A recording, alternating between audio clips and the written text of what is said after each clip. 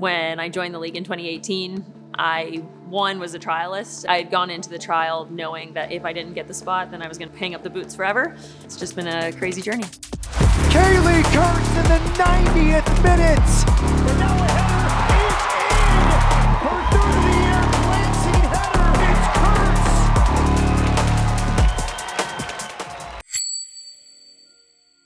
I've described my journey from club soccer all the way to now of a ladder. And I was the worst player when I first joined my club team.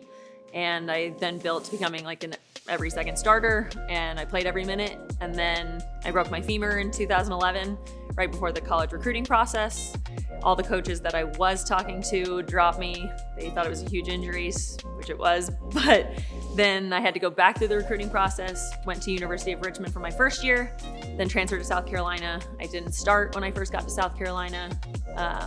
And then ended up by my senior year being a first team All-American and Defensive Player of the Year for the SEC. So it's just every time I entered a new league or a new level, I was bottom of the barrel, and it was how can I continue to get better?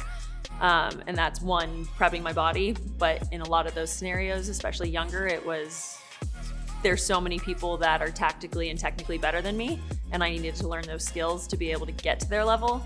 But then it was the mental resilience to fight through that and wanting to continue to get better. And so every time I was at the bottom of the rung on a ladder, it was, how do I get to the next rung?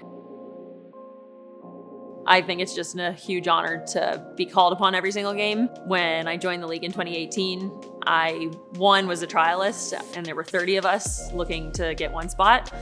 And I called my dad the week before the tryouts were over, and I was crying, and I told him that I didn't think I was gonna get the spot. There were so many other good players, and that I had gone into the trial knowing that if I didn't get the spot, then I was gonna retire or hang up the boots forever. And I ended up getting it. So to go from not thinking I was ever gonna even play in this league to having the most consecutive minute record is something I didn't expect.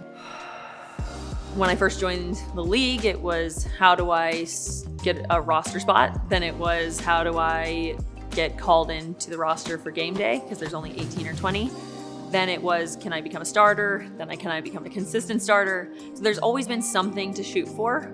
And then the next thing for me was to make the national team. And then when that dream kind of died, it was, well, why am I still playing? So I started asking myself a lot of the why questions. And it was still every single day that I come out to training, I still love it. I love getting better.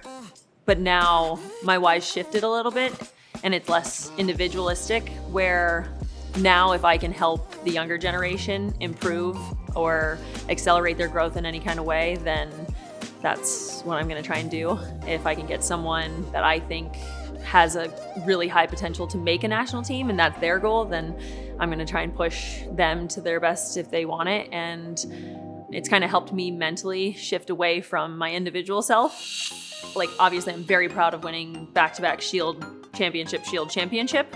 The one that I guess is the most surprising was a Prime Best 11 last year after the end of the season. This year I just bought my first house in Cary, and it was super important to me that for once in my life as I hit 30, that my furniture all kind of matched, and Amazon Prime 1 helped me recover because a lot of recovery happens on the couch, obviously. And then 2, it was just more aesthetic and nicer to be able to look at, so my mental space is happier. I have a dog, and he sheds like crazy. It's not in the cart, but I'm hoping that I'll get an NWSL Best 11 here soon, and I can get maybe a robot vacuum with a mop, because I also hate mopping, and my dog is dirty. So I bought my house in December, and it is 5 minutes away from the stadium that I get to play in every weekend. And my family's tradition is we go out to eat after every single home game that they come to. This has been a spot that we've known about for a long time. My parents would come tailgate here before Courage games, but now that I live so close, we've made it our post-game place. I'm at Bond Brothers, and they have a great partnership with DeFara Pizza, and we're able to enjoy, decompress after a game, and then go home and do it all again. What a big vibe, right? One big vibe.